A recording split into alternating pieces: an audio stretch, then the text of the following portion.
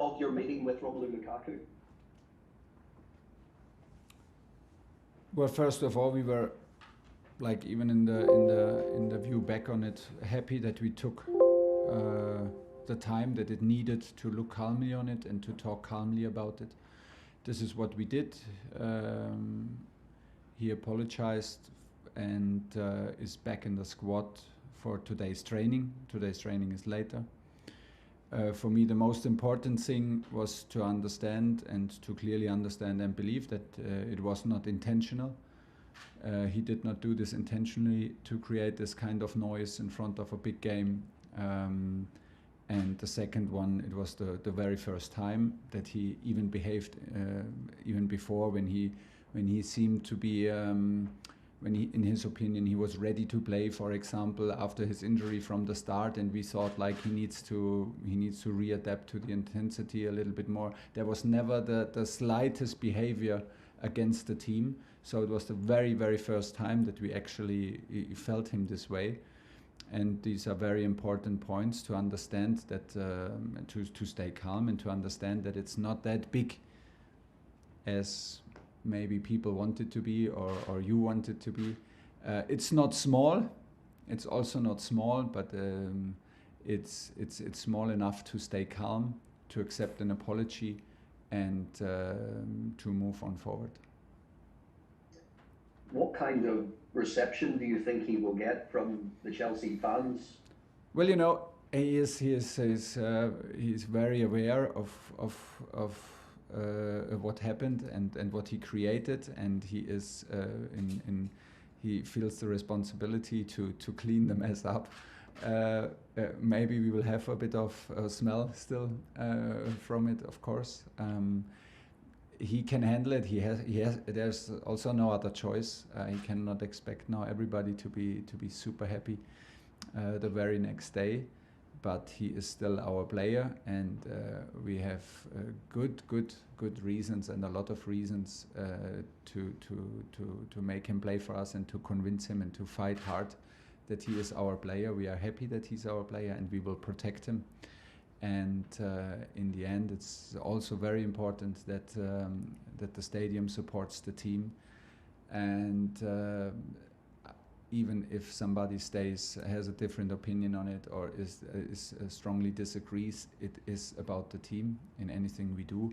And I hope the supporters can take this also and keep on supporting the team, because we are like in the moment where we really need the support.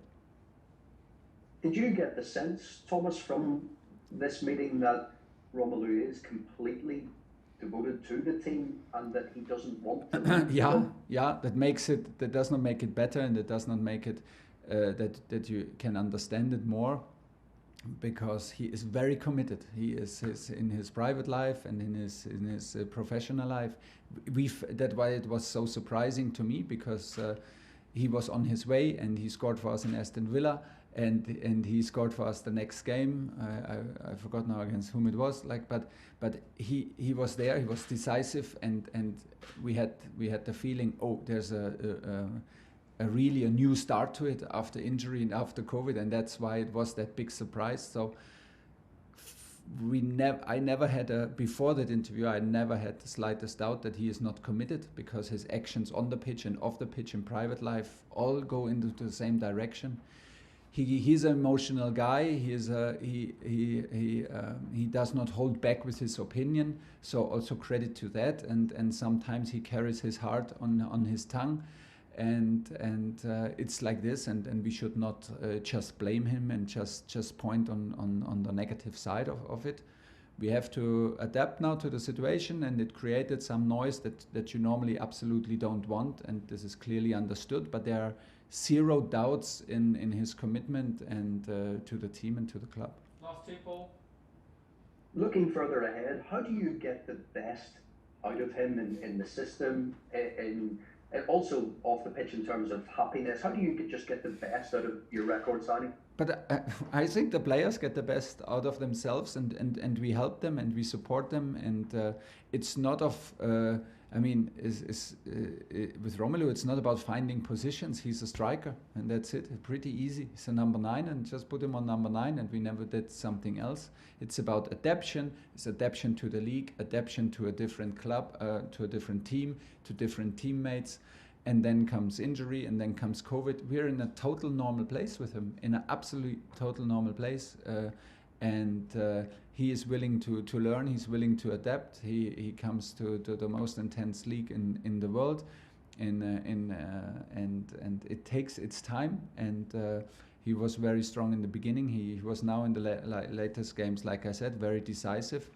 And we have no doubts that he will be a big influence and a big impact. Nothing has changed. There was, of course, a situation that we had all now deal with, and maybe will deal for some time. But it's important to brush it off. We took our time. It was in a very, very bad moment in front of a big game, so we protected the game, and now we had enough time to clear the air and move on. Last one, Paul. Yeah, final one. It's the weekly Antonio Rudiger question, Thomas. His representatives are now talking to other clubs about a pre-contract agreement elsewhere, and obviously it's an ongoing situation. But how confident are you from the football side, and you can see what he's giving you week in, week out? How confident are you that he will continue as a Chelsea player beyond this summer? Well, I cannot predict the future. I don't know if his representatives talk to other clubs. If you know so or assume so, fair enough. Of course, it is possible now because it's January and he has not signed yet. But as I understand it, we are in communication with him. The club is in communication with him. I know, or I assume that he is very aware of what I demand from him and how I appreciate to work with him. The level on which he is playing is still super high and outstanding, and there are no doubts that the situation is a concern for that. Well, the point is very clear. My opinion is very clear. The club is trying the very best, and their communication's going on, so has not changed a lot. Alistair McGowan, bye-bye.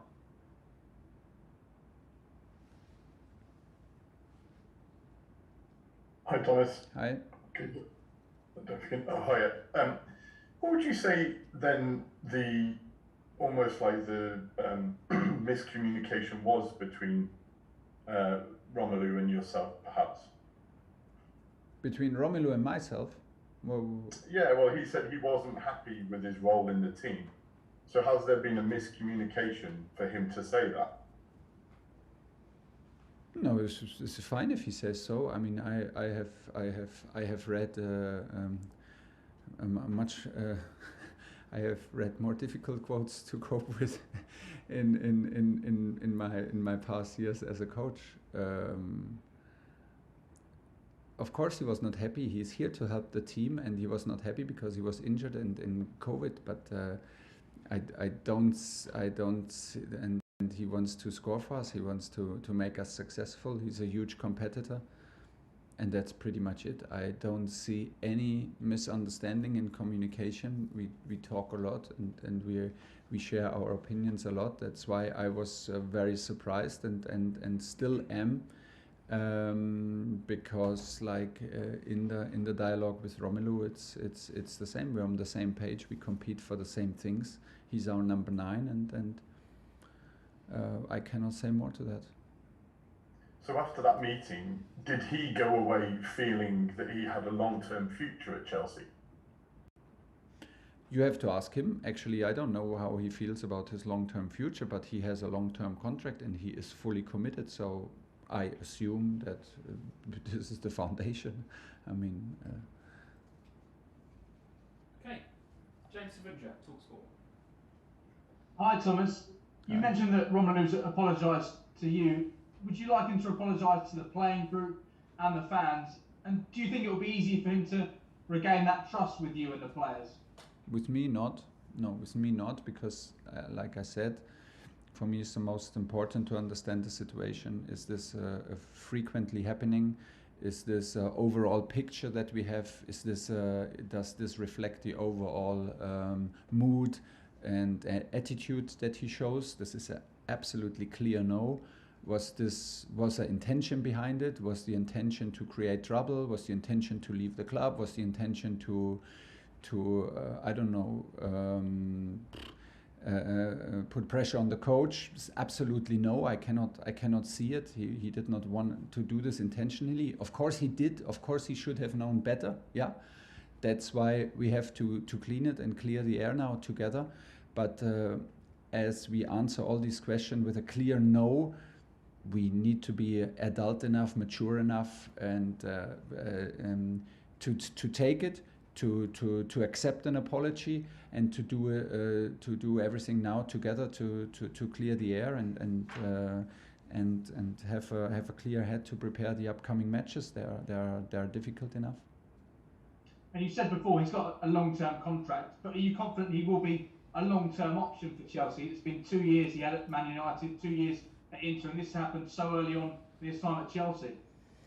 Yeah, I did not even think about this actually, but I mean, he has a contract for a reason, and he wants to achieve big things with his club Chelsea, his youth club Chelsea, which means a lot to him, and from here we go. I cannot predict the future, but like I said, there was no intention behind all this to change the club or change his ambition. This we are very sure about, and this is very, very important. Like I said, Romelu speaks out very openly, not only in the media, also in the dressing room, and also in talks with me, and we should also appreciate it. And that was maybe a bit too open, and was a bit maybe in a way in a one direction that people and clubs and supporters can be offended, and they have the right to be offended. And but yeah, it was good that we took our time, and then we can move on now. Last question in the broadcast, Nick Pure. Hi Thomas, could you give us an injury update on guys like Andreas Christensen, Chalobah, and is Timo fit enough well enough to return? But then also, just a word, if that's okay, on Thiago's new contract. Obviously, he's had such a big influence, hasn't he? And he seems like he's almost aging in reverse with how well he's the Benjamin Button, Thiago Button of football. Yeah, it is, but I know how much work and how much professional attitude is behind that. It is a miracle in a way, because he came to this league, and the schedule and this approach intensity of a daily business in the very end of his career, which was very brave. But I know how much effort he puts in to stay fit, how much effort he puts in off the pitch, at home, during taking care about his recovery, his sleep, his nutrition. This is simply outstanding, and only because of that it's possible. We're happy because I think the new contract makes him calm. Thiago needs to be calm because he's a very sensitive and emotional person, which makes him also so precious for our team and for our dressing room. He can feel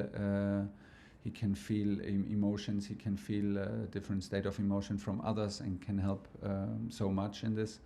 So he is calm. He has huge targets to arrive, and he is a big impact. He's available how he needs to be available, and when he plays strong, and is a big help. So good for him, good for us.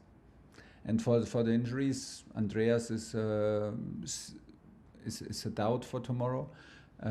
Trevor is out for tomorrow because of his re-injury. And who was the third one? Timo Werner. Timo Werner trained yesterday. We have one more training to go. He feels much better, and which is a good thing. So he did full training, full intensity, had no reaction so far. So if the training is going well, we can have him on the bench or give him some minutes.